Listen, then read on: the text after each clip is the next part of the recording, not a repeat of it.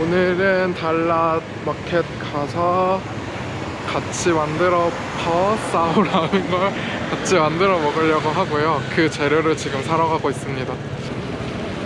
야채랑 고기랑 펄을 사면 됩니다.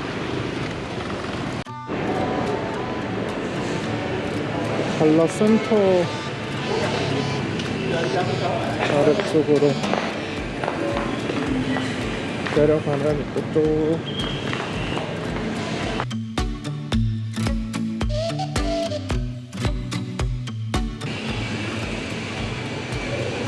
여기는 아닌 것 같아요.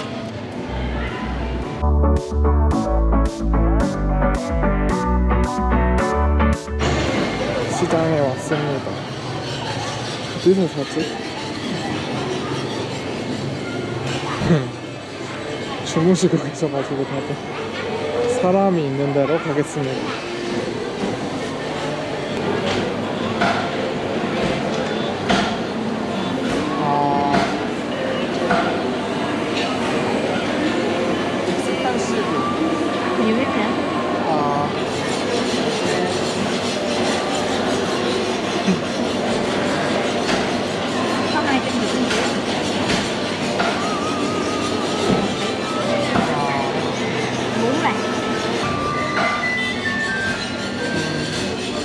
How much?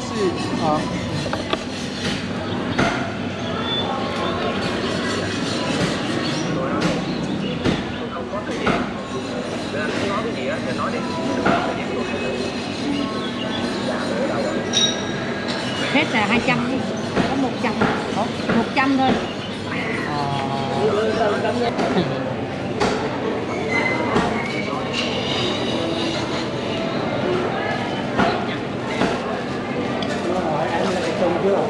Rồi, 2 thằng rồi.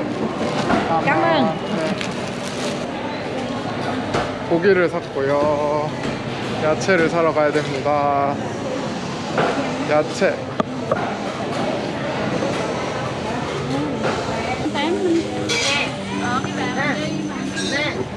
이분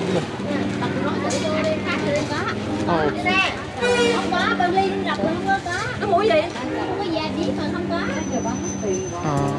Thì nó ăn cái khác vậy đó. 없대요. 다른 분한테 물어봐요.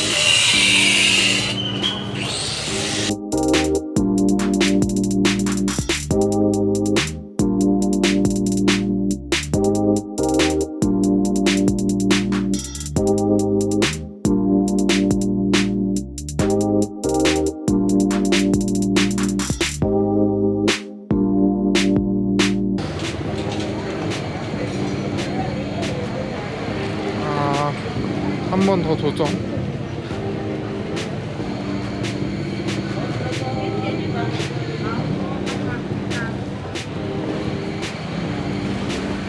버커?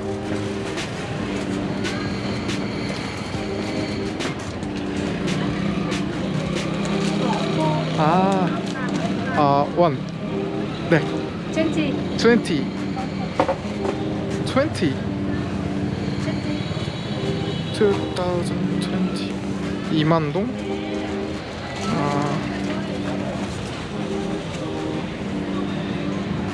$20. This is right? Okay. Yeah. Come on. 구했습니다. 이거면 다 먹겠지?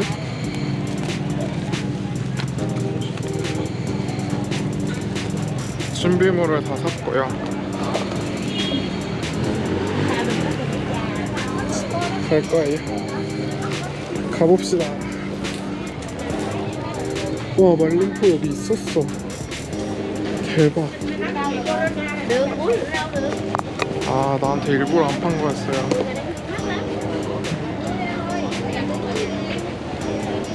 속상합니다. 어쨌든 샀으니 저는 갑니다. Is it good? No? Em hỏi nó vô. Không hết. How much you pay for it? 200. 200? 200. 200.000. 소금을 조금 넣고요. No, it's okay. I'm foreigner.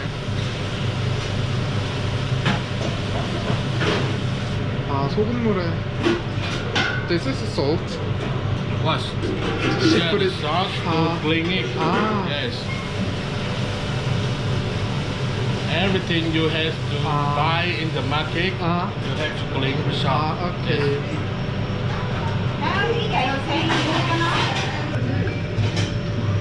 Đây, thì đại có ăn không?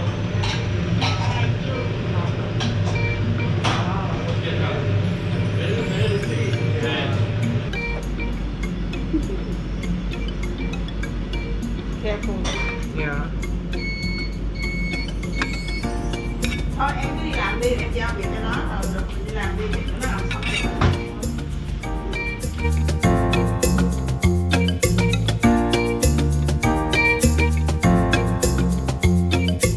Đúng. Yes. Garlic. One tablespoon. Yeah. Rồi, cho 1/4 muỗng tiêu. Pepper. Yep. Đúng chưa? Rồi.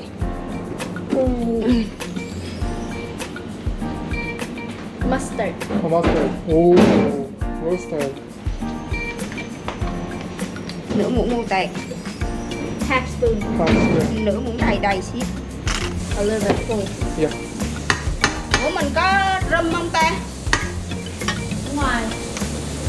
Thanh ơi, có một chai rung ở ngoài rồi ba. Rồi, Bye bye em. xì dầu 1 muỗng. Just Soy sauce. Soy sauce. Yeah. 1 tablespoon. 1 muỗng rưỡi. 2 tablespoons. 1.5 spoon. 1.5. Rồi. Dầu hào Oyster sauce. Oyster. 1 muỗng. 1 spoon. 1 spoon. Nói nó tỷ lệ với lại thực phẩm á. Đường Sugar. 1 muỗng. Sugar. Yeah. 1 spoon. 1 spoon. Rồi. Bột ngọt cỡ cân dạy. Yeah. I love it. Very bad for you. Cờ no, chút xíu cờ no. So this is chicken powder. Chicken powder. Rồi. Xong chưa? Nó có I will cái do it. râm không? Để cho nó làm, để cho nó làm. Yeah. Ok. Okay.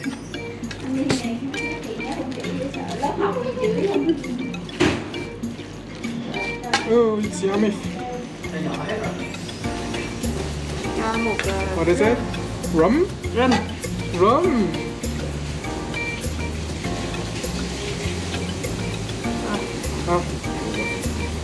Thank you, teacher. Cảm ơn.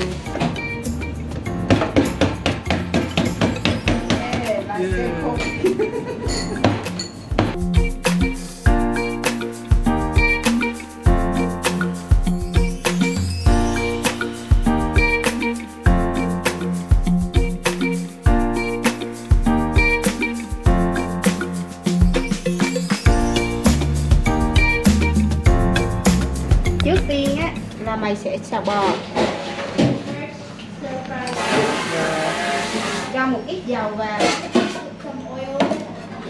Sau đó cho một ít tỏi vào.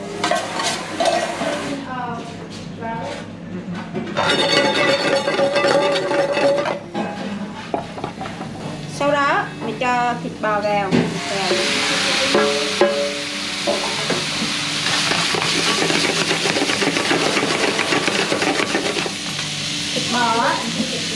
Thịt bò thì mày nên để lửa to và đảo nhanh để nó không bị dai. Nhưng